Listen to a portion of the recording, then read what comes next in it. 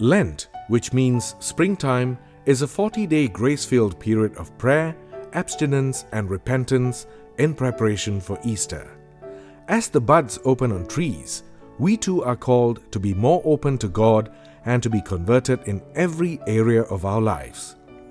This is a time to reconcile with God and our neighbor, a time to care, especially for those who are suffering around us. This year, the Peninsular Malaysian Church has chosen the theme "In Solidarity with Those Who Suffer" as our Lenten theme. The word solidarity means a unity of purpose or togetherness.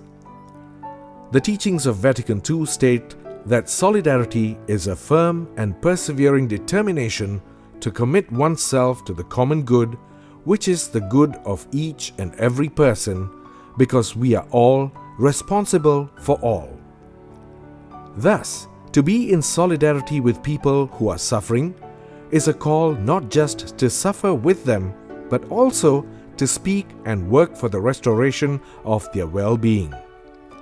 Our solidarity with the suffering is basically a response to the initiative of God, who has first shown solidarity with suffering humanity. Our actions are driven not just by a sense of duty, but by a deep experience of God's love for us. The cross offers proof that God cares for our pain and suffering. God did not sit idly up there and watch the tragic events down here, but took on human form to feel for himself our sufferings. Christ, by dying an extremely painful death at Calvary, has revealed fully for us the immense love of God for his people.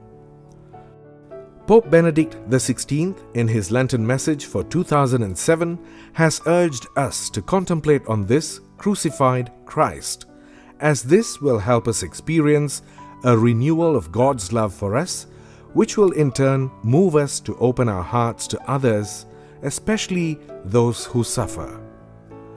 In this season of Lent, we are invited in a very special manner to practice this self-sacrificing love of God, a love which seeks exclusively for the good of the other. We are all called to deepen our discipleship, to take on the values, the attitudes and the mission of Jesus, to give life to all who are suffering in our families, communities and society. Jesus, in his ministry, constantly spoke and worked for the poor and those who suffer. He was always moved with compassion from the gut level to respond, to heal and to restore life to them. He had no qualms about breaking deep-rooted social customs or crossing prevailing social boundaries in order to help them.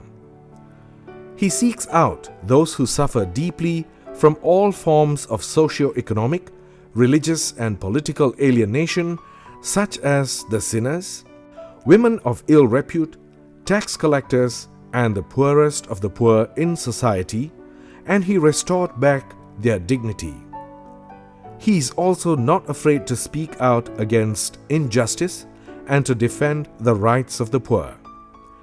Jesus invites his disciples to continue his life-giving mission today. Dear brothers and sisters, the call to be in solidarity with people who are suffering is not an option, but an integral part of our faith. In fact, the criterion for our faith at the Last Judgment is: have we fed the hungry, give drink to the thirsty, visited the sick or those in prison? Therefore, as individuals and as a community of faith, we have to ask ourselves the following questions. How can we, in imitation of Christ, show our care and compassion to those who are suffering around us? How can we share of our material blessings and sacrifice our time to journey with them? Mother Teresa reminds us, the poor and the suffering need our compassion and loving kindness, not our pity, our leftover time and money. We do not need to wait for leaders, we can do it alone. We have to outreach from person to person, It is not important to do great things for God. What really pleases God is when we do little things but with great love. She also reminds us that charity must begin where we live, in our families. Therefore, dear brothers and sisters, can we take time out to care for members of our families who may feel neglected or abandoned? For example, our spouse, children, parents, or even our own domestic helpers? Charity which starts at home must overflow to the community. Looking around us, there are so many people in our communities who are suffering as a result of natural calamities, injustice, illness, divorce, unemployment, and grief. Can we perhaps take time out to visit and journey with the elderly, the sick, or the poor in our communities?